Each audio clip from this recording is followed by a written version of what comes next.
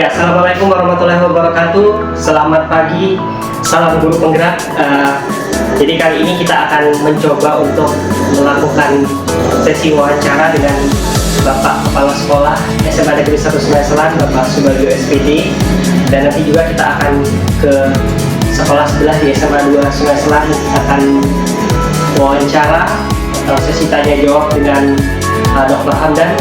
Oke, untuk kali ini kita akan menjumpai Pak Subagio dulu di ruangan. Check this out.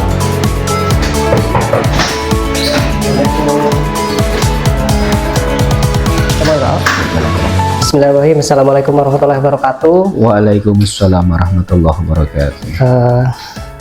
Saya mengucapkan terima kasih dulu pada Bapak Kepala Sekolah kami. Pada hari ini masih bisa meluangkan waktu untuk mengadakan sesi wawancara terkait dengan tugas kami sebagai calon guru penggerak. Dalam kesempatan ini topiknya itu tentang pengambilan keputusan, Pak. Ya. Pengambilan keputusan. Yes. Jadi salah satu topik dalam modul 3, modul paket 3 di calon guru penggerak. Siap. Baik, jadi saya yakin Bapak udah punya pengalaman yang sangat banyak terkait dengan permasalahan-permasalahan, menghadapi permasalahan-permasalahan, kemudian mengambil keputusan bagaimana, Pak. Jadi ini ada beberapa pertanyaan yang akan saya tanyakan. Baik, Pak, untuk yang pertama, bagaimana Bapak dapat mengidentifikasi kasus-kasus yang merupakan dilema etika atau bujukan moral, Pak? Terima kasih. Jadi untuk yang pertama, kita mengidentifikasi, berarti kan mencari semacam ciri-ciri atau clue ya terhadap masalah yang terkait dengan dilema etika atau bujukan moral. Biasanya bila terjadi masalah-masalah yang harus diputuskan, terutama yang terkait dengan dilema etika ini, kita akan meminta masukan dari berbagai warga sekolah atau juga di luar warga sekolah bila memang itu diperlukan. Jadi kita lihat dari situ. Jadi warga sekolah ini semua warga sekolah atau yang terlibat saja, Pak? Misalkan dalam ada kasus apa? Apakah semua warga sekolah atau hanya yang terlibat saja, Pak, dalam hal ini? Untuk meminta pendapat secara umum mungkin semua warga sekolah. Tapi begitu kita sudah masuk ke deal mengambil keputusan, mungkin akan tim kecil yang memberikan rembukan. Ya. Oke. Ya, kemudian selama ini, Pak, selama Bapak menjadi kepala sekolah, bagaimana Bapak menjalankan pengambilan keputusan di sekolah ini, terutama untuk kasus di mana misalkan Bapak menemukan ada dua kepentingan yang sama-sama benar atau sama-sama yang punya nilai kebajikan di situ, Pak? Ya. Jadi ya, kalau sama-sama benar harusnya nggak usah diputus ya, sudah benar semua. Maka di sini terjadi yang disebut dengan dilema etika tadi. Ya. Nah, kalaupun terjadi hal seperti ini, tentunya kita kan tetap melihat pada prioritas apa yang harus kita putuskan. Nah, dalam menentukan prioritas ini katakan hubungan yang pertama itu tetap kita melibatkan unsur-unsur atau warga sekolah yang ada, mulai itu dari wakil kepala sekolah, mungkin guru, staf TU dan lain sebagainya, karena kan ada masukan. Nah, yang kedua, menimbang hal-hal tersebut sesuai dengan aturan yang ada. Jadi kita dengan memperhatikan dua hal tersebut, baru kita bisa mengambil keputusan. Karena kalau dua-duanya benar, keputusan apapun harus benar gitu. Kalau salah satu salah sih, nah ini kalau dua-duanya benar harus lebih ini gitu. Ya. Kemudian langkah-langkah atau prosedur seperti apa yang biasa Bapak lakukan selama ini, Pak, untuk mengambil keputusan yang tepat gitu? Misalkan ada kasus di siswa lah misalnya, Pak, yang sering ini, Pak. Nah, kalau kita menghadapi kasus seperti itu, tentunya kita tidak bisa langsung mengambil keputusan.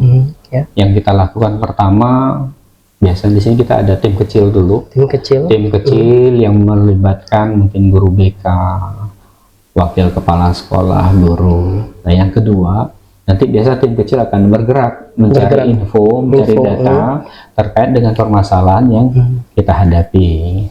Nah, setelah info dapat mungkin akan kita sampaikan ke warga sekolah yang lain, kita masukkan ke yang lain, baru di situ akan ada pengambilan keputusan. Jadi tidak begitu menemukan masalah kita langsung ambil keputusan, tidak, tapi tetap bertahap seperti itu. Berarti ada semacam musyawarah gitu ya Pak, betul, di sekolah ini ya Pak? Iya, melibatkan warga sekolah. Melibatkan warga sekolah. Iya.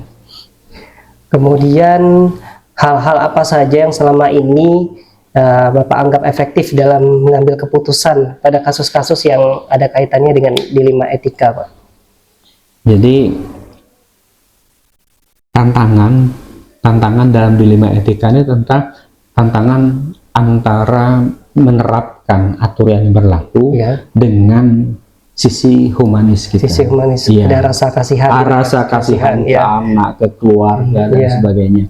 Karena kadang-kadang begitu kita tahu anak ini bermasalah, kalau kita langsung vonis berdasarkan aturan yang berlaku, mungkin akan berdampak kepada anak, entah dikeluarkan dan sebagainya. Tapi begitu kita mencoba mengadakan pendekatan kepada anak, kita bertanya apa yang dilakukan, alasannya apa, betul, akan muncul sisi kemanusiaan tadi.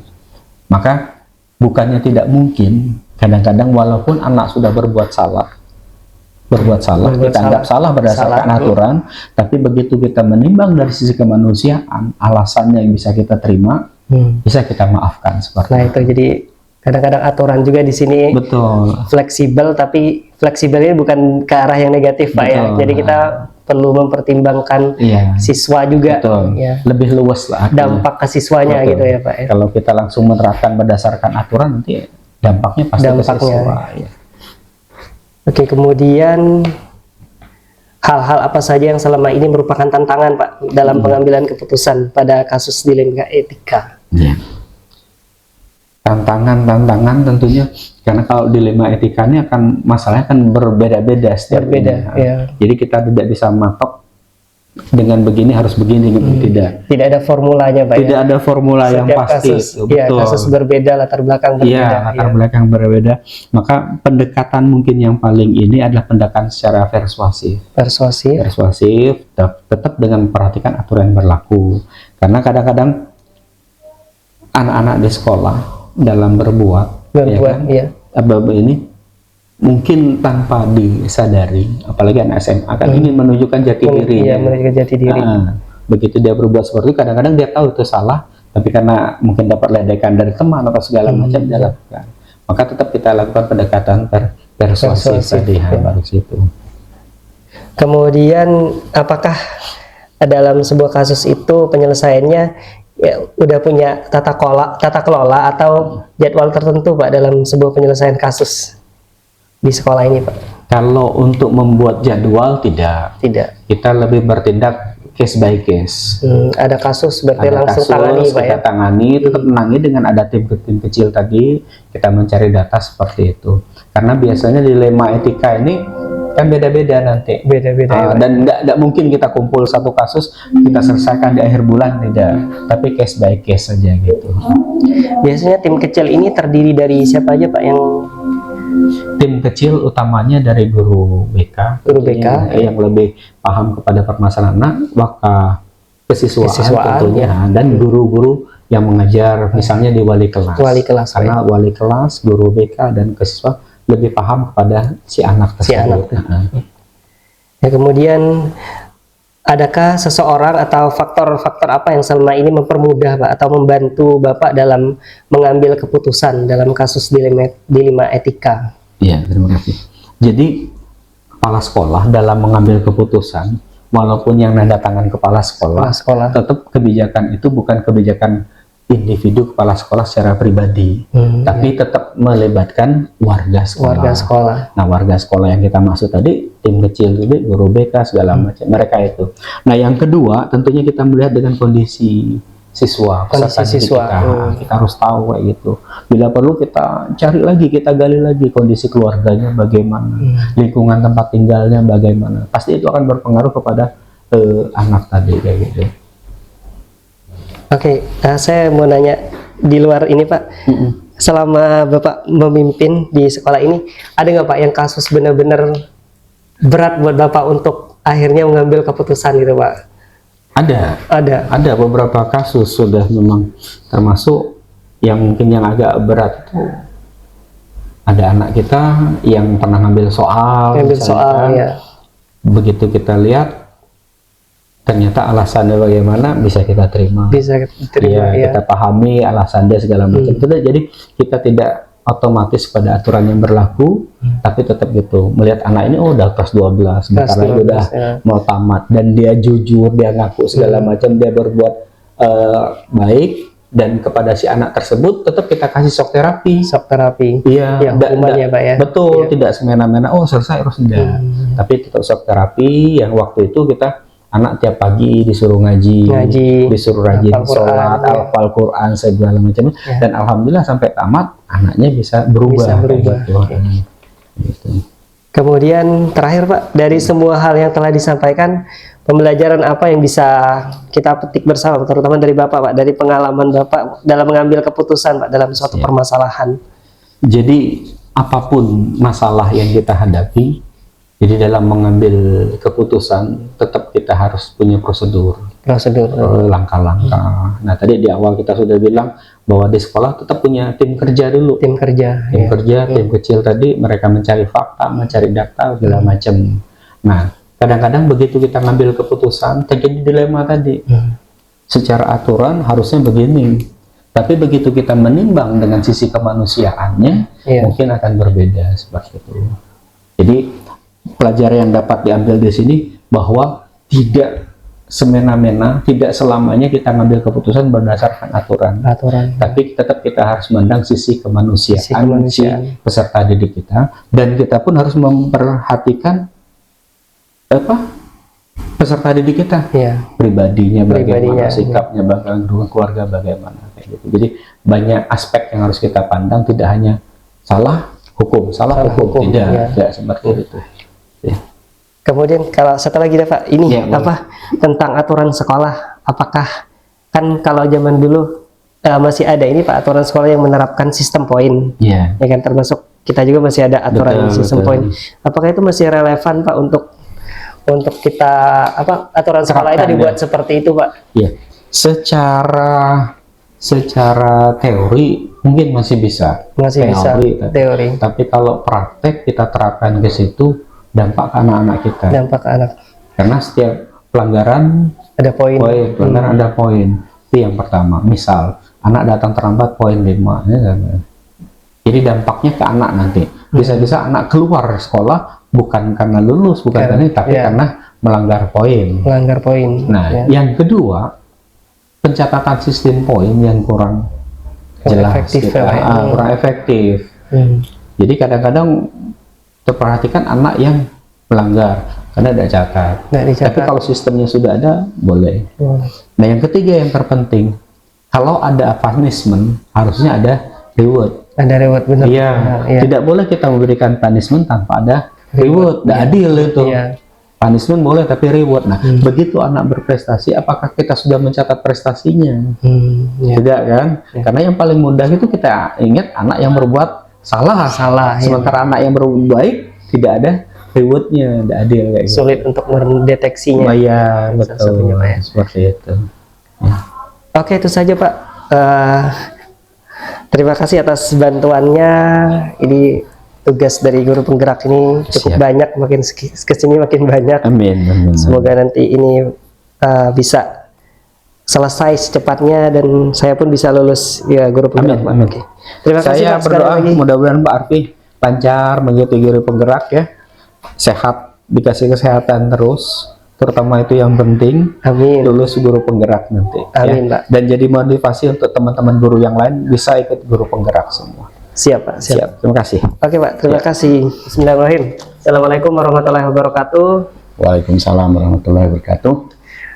Terima kasih Pak Dr. Hamdan udah meluangkan waktunya untuk saya kali ini akan melakukan sesi tanya jawab terkait dengan tugas sebagai calon guru penggerak angkatan ke-9. Ini materinya seputar tentang pengambilan keputusan Pak.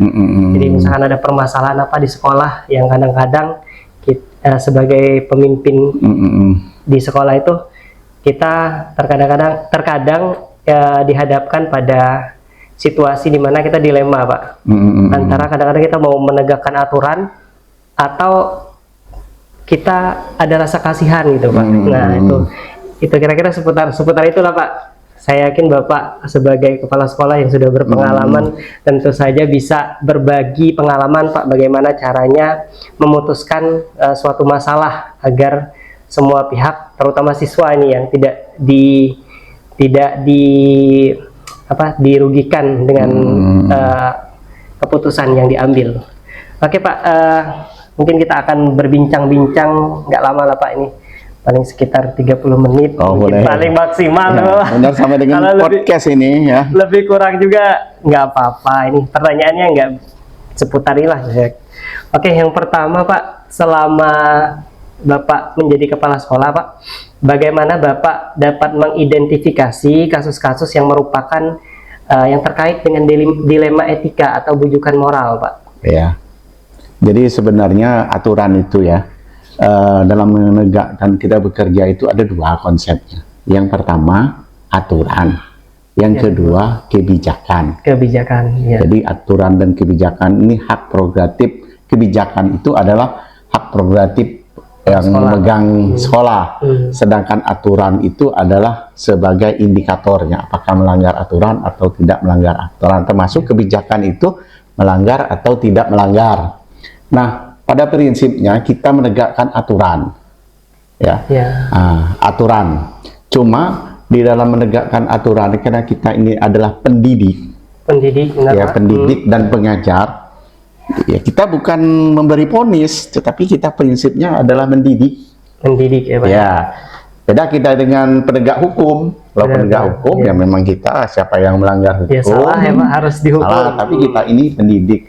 Walaupun kita prinsipnya itu di dalam pendidikan untuk khususnya siswa ya, termasuk untuk guru, untuk keputusan-keputusan lain yang tidak melanggar ini ya, melanggar kepentingan negara, kemudian ya kita gunakan kebijakan.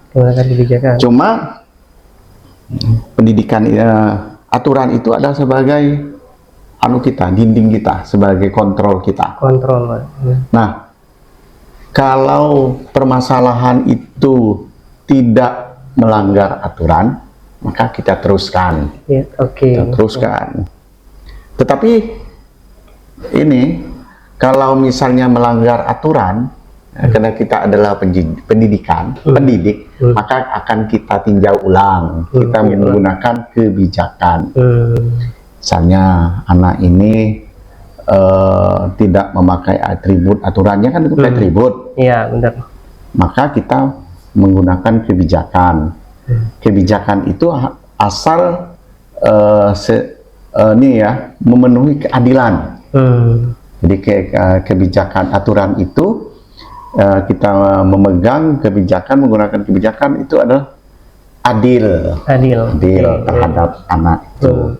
Artinya jika keadilannya itu ya kita harus disesuaikan keadilannya itu. Jangan nanti dia keras tetapi kita tidak adil. Yang kedua adalah ada rasa kemanusiaan, karena kita pendidik. Artinya kalau dia melanggar aturan, ya kita ada kemanusiaan juga. Karena kita ada pertimbangan di sisi lain ya, Pak. Ini ada.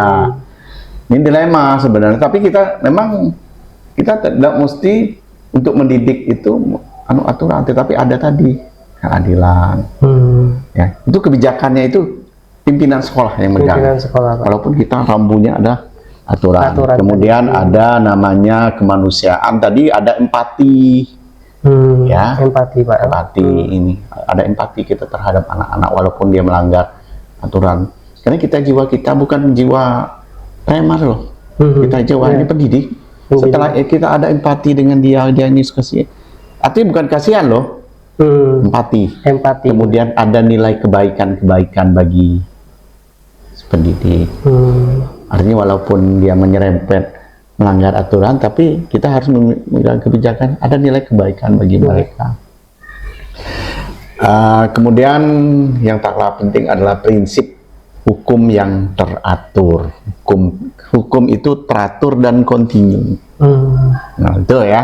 Jadi dilemanya kalau kita tetap kita menegakkan aturan, karena di dalam prinsip pendidikan itu ada aturan, ada kebijakan. Kebijakan tadi itu yang kita ini ya, yang kita yang pertama rasa keadilan, empati tadi, kemudian kemanusiaan, empati, ada nilai kebaikan ya, ada hukum, aturan hukum yang terus kita. Kalau kita terus itu tidak ada dilema. Tidak ada dilema. Tetap kita. Yang penting tujuan kita adalah mendidik. Tuh ya. Oke. Kemudian Pak, bagaimana Bapak menjalankan pengambilan keputusan di sekolah, terutama untuk kasus-kasus di mana ada dua kepentingan yang sama-sama ada benarnya Pak, atau sama-sama mengandung nilai kebaikan? Bagaimana Pak caranya mengambil keputusannya Pak? Cara mengambil salah satunya adalah dengan musyawarah. Musyawarah. Kita jangan lupakan kawan-kawan di sekolah, terutama wakil ya, wakil, guru ya. Nah, keputusan yang kita ambil adalah bukan keputusan kepentingan antara si A dengan si B, tapi adalah keputusan bersama. Apapun yang kita putuskan adalah keputusan bersama. Misalnya di dalam kenaikan kelas, yang ini baik, yang ini tidak baik. Nah, sekarang kita cari tadi ada aturannya. Kalau aturannya udah ada naik loh. Naik, benar. Tapi ada kepentingan, ini harus naik. Nah, apa yang harus kita pertimbangkan tadi? Aturannya tetap. Sekarang kita ngambil kebijakan. Kebijakannya adalah kebijakan yang gimana? Kebijakan yang adil. Misalnya memang dia jauh ya. Jauh, datang terlambat segala macam, boleh datang terlambat, tapi kan dengan alasan-alasan itu adil Pak. Adil, walaupun dia melanggar, kemudian dia bisa sekolah, dia bisa daring, itu sifat keadilan, karena ada hal tentu. Setelah keadilan tadi adalah kita ada rasa kemanusiaan juga ya. Itulah mendidik kemanusiaan, ada nilai kebaikan, empati, dan hukum itu harus tetap dijalankan, aturan tetap Pak ya. Kuncinya adalah musyawarah. Ya, ambil keputusan bersama. Jadi keputusan bukan keputusan kepala sekolah, tetapi adalah keputusan bersama. Termasuk membuat kebijakan. Kalau saya membuat kebijakan bukan kebijakan kepala sekolah. Kepala sekolah hanya mendatangani kebijakannya, itu adalah kebijakan kawan-kawan, kebijakan bersama. Jadi kalau Anda nanti di sini, saya ajak Anda membuat kebijakan. Jadi kebijakan bukan aturan Pak Hamdan, aturan bersama. Sehingga nanti ada permasalahan, ada kendala, itu kita atasi bersama. Kemudian ini Pak, misalkan ada permasalahan ya yang menyangkut dengan siswa, misalkan melanggar aturan lah, misalkan ya. Tadi Bapak bilang ada musyawarah kan yang melibatkan seluruh warga sekolah ya Pak di sini Pak.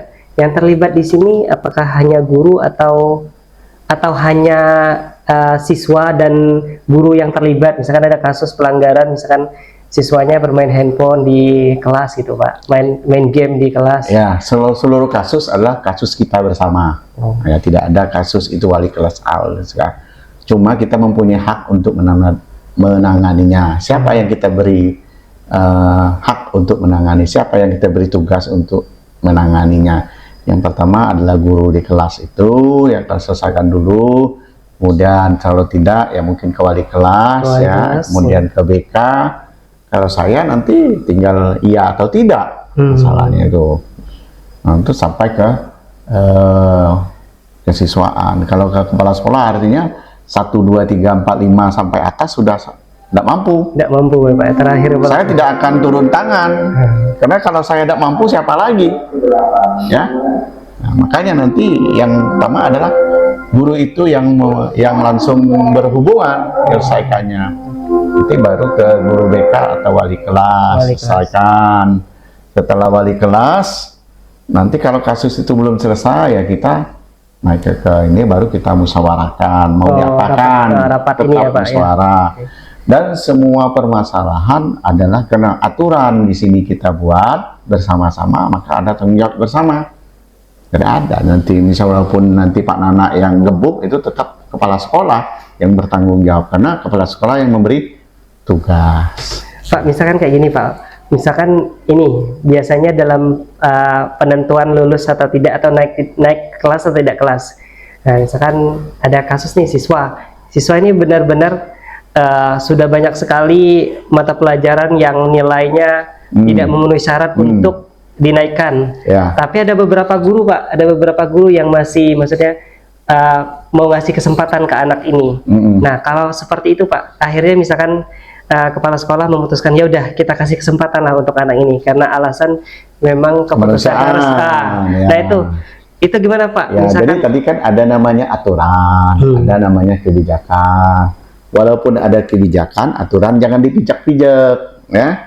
Jadi pertama konsepnya kita lihat aturan.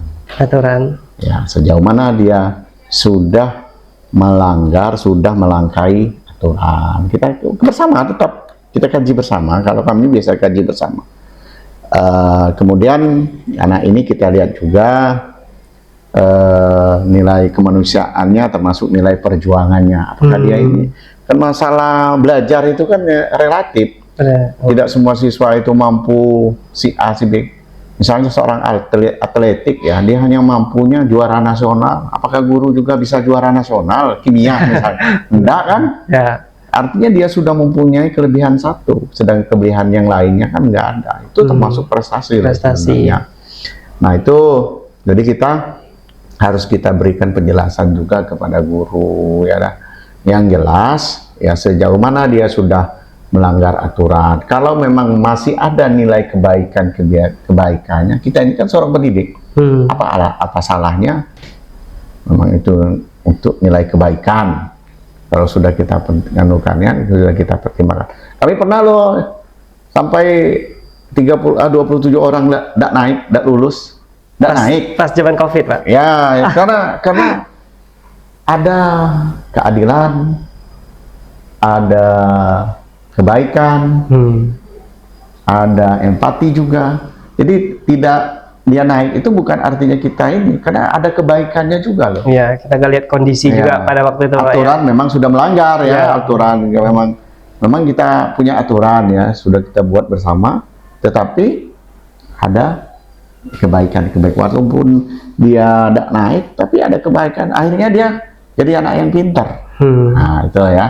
Jadi pada dasarnya seorang pendidik, ya, tidak boleh artinya menghukum, memvonis, karena ada nilai-nilai kebaikan di dia itu, ya, tetap kita naikkan, kita lanjut.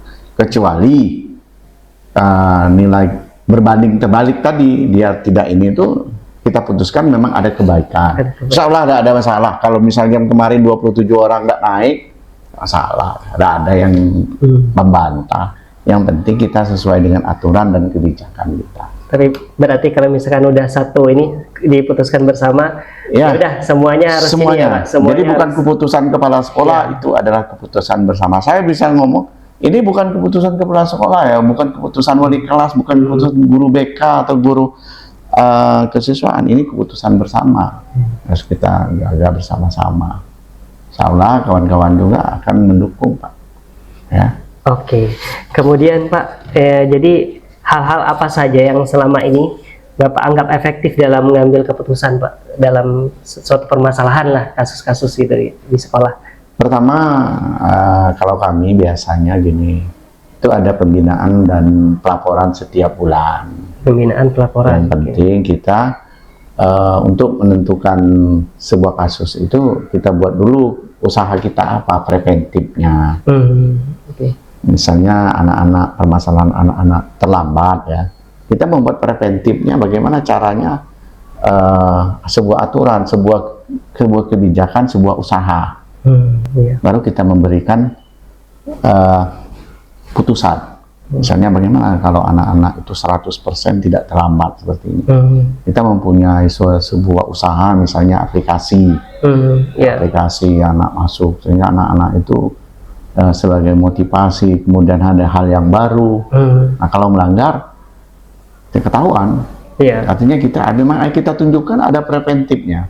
Langkah pencegahan, ya, Pak, ya. Langkah pencegahan. Jangan kita beri sanksi dulu, langkah pencegahannya baru terbalik. Ya. Kemudian misalnya kita bagaimana anak-anak supaya bisa mengaji, ya, hafal.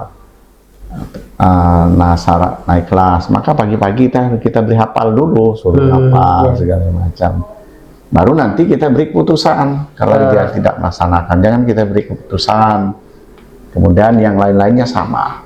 Jadi adalah salah satunya kita buat dulu actionnya, baru kita sanksikan. Kita beri ini ya sebuah aturan. Ada konsekuensi dari apa yang ini ya Pak ya.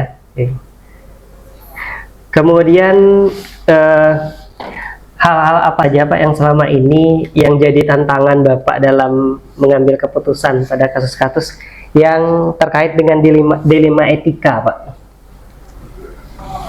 Sebenarnya tantangannya tidak ada tantangannya ya. Kalau bagi kami tidak ada tantangan. Tidak ada tantangan Pak. Kenapa? Yang penting ada kasus kita selesaikan. Ada aturannya. Yang susah ini tidak ada aturannya, yang tidak kita buat. Karena kalau aturannya sudah kita buat, ya kita aturannya tadilah. Iya. Yang susah itu tidak ada aturannya. Tinggal menegakkan aja, iya. Pak ya. Misalnya etika anak harus salam dengan guru, menegur. Ya. Kamu ini tidak negur guru. Aturannya nggak ada. Ya, kalau tidak ada aturan, tidak ada salah. Yang ada dia salah atau punya dilema susah itu apabila tidak ada aturannya. Benar. Dan akan benar bagi siswa. Ya. Tetapi kalau sudah kita tunjukkan, ya ketemu dengan orang tua itu salah, tegur, siapa, atau dia misalnya tidak masuk, ya. Tidak masuk, aturan tidak masuknya tidak ada. Mudah sekali sebenarnya. Syarat masuk berapa persen, kemudian kalau dia bayar uang IPP, ada aturannya dia tidak bayar uang IPP. Dia harus masuk ke sini, ada aturannya. Kalau kita masih memegang aturan, tidak ada kendala, Pak ya. Yang ada kendala itu kalau tidak ada keteraturannya atau aturannya. Anak ngerokok, tapi aturannya ada, sanksinya ada.